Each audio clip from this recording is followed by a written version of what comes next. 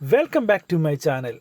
എന്നും ഒത്തിരി സ്പെഷ്യൽ കാര്യമായിട്ട് വരുന്ന ഞാൻ ഇന്നും കൊണ്ടുവന്നിരിക്കുന്ന വളരെ വളരെ സ്പെഷ്യലായിട്ടൊരു കാര്യമാണ്.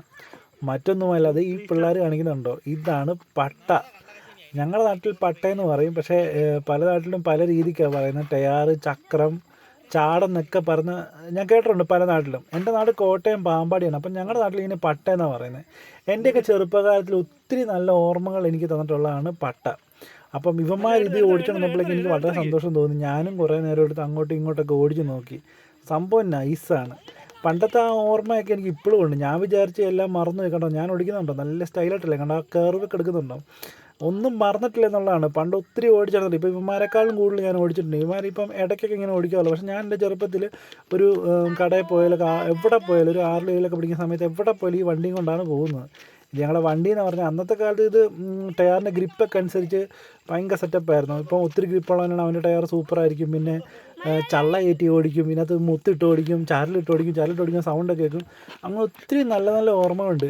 ഇന്നത്തെ കുട്ടികൾക്ക് ഇത് കിട്ടുന്നുണ്ടോ എന്നുള്ളതാണ് നമുക്ക് അറിയാത്തൊരു കാര്യം. ഇന്നത്തെ പിള്ളേരെല്ലാം ഫോണിലാണ്. ഒരു സമയം കിട്ടുക പബ്ജി, അല്ല അവരൊരു വെർച്വൽ റിയാലിറ്റിയിൽ ഇങ്ങനെ ജീവിച്ചുകൊണ്ടിരിക്കുക. അവർക്ക് ഇതൊന്നും അറിയത്തില്ല. പലരും ഇത് മറക്കുന്നുണ്ട്.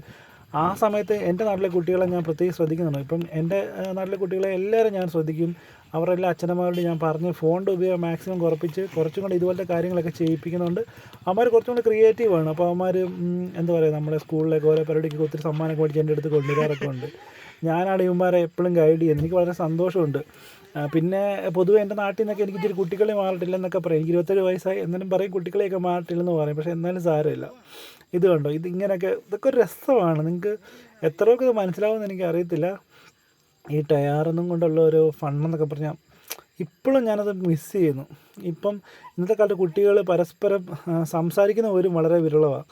അപ്പം ഇതുപോലത്തെ ഓർമ്മകൾ നിങ്ങൾക്കും കാണുമെന്ന് എനിക്കറിയാം. അതുകൊണ്ടാണ് ഈ വീഡിയോ ഞാൻ ചെയ്തതിന് മെയിൻ കാര്യം. പലരും എന്നെപ്പോലെ തന്നെ നമ്മുടെ ആ ചെറുപ്പകാലം, ഒരു 90s കിഡ്സിൽ എന്ന് പറയാമല്ലോ, നമ്മുടെ ആ ചെറുപ്പകാലത്തിലെ കുറേ നല്ല ഓർമ്മകൾ ജസ്റ്റ് ഒന്ന് അയവിറക്കാൻ വിചാരിച്ചാണ് ഇനി വീഡിയോ ഇടുന്നത്. അപ്പം ഇനിയും എൻ്റെ ചാനൽ സബ്സ്ക്രൈബ് ചെയ്യാത്ത ആയാലുണ്ടെങ്കിൽ ഒന്ന് സബ്സ്ക്രൈബ് ചെയ്യുക, ചെറുതായിട്ടൊന്ന് സപ്പോർട്ട് ചെയ്ത് തരിക. അപ്പോൾ ഇനിയും നല്ല വീഡിയോസെല്ലാം കാണുന്നവരെ this is me Akhil signing off.